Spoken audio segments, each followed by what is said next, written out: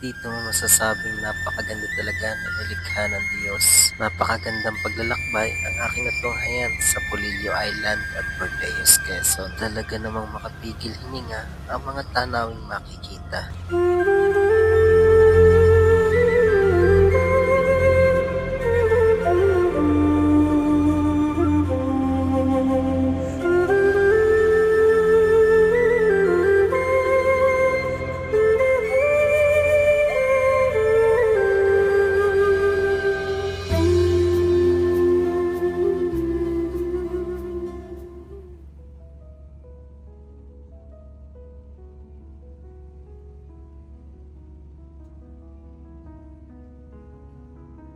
Magagandang memories ang natunghayan ko dito sa Polillo Island at Bordeaux, Quezon.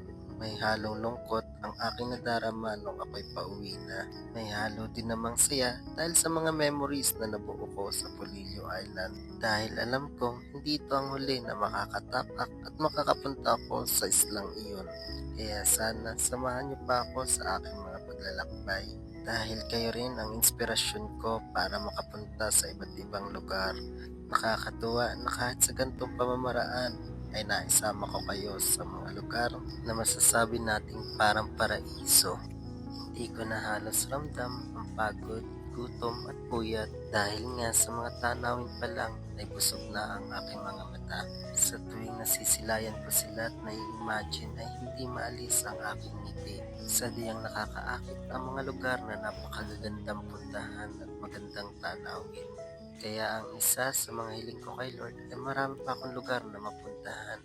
Dahil sabi ko nga, kahit maraming problema dito sa mundong ibabaw, marami din namang magagandang bagay na nilikha ang Diyos. Kaya sabi ko, sana patuloy ko pang masilayan ang mga nilikha niyang malaparaiso. At sana dumating yung araw, nakasama ko na rin ang aking pamilya sa paglilibot.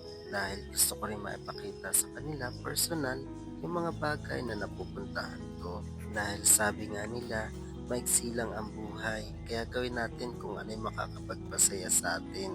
Basta't wala kang natatapakang ibang tao o damdamin ng iba. Piliin lagi natin ang maging masaya dahil hindi natin alam kung hanggang saan ang buhay natin. Dahil kahit maraming problema dito sa mundo, marami din namang solusyon. Dahil sabi nga, wala namang problema binibigay ang Diyos na hindi natin kayang solusyonan. Depende na lang kung paano natin ito panghahawakan. Kaya ako, mas pinipili kong magpakasaya kaysa problemahin ang problema. Dahil sabi ko nga, yung problema nga hindi ako pinoproblema. So bakit po problemahin ko sila? Ang sarap sa pakiramdam na nakakapunta ako sa lugar na ligtas at walang nangyayaring masama. Kaya nagpapasalamat ako kay Lord dahil nakauwi ako ng buo sa amin.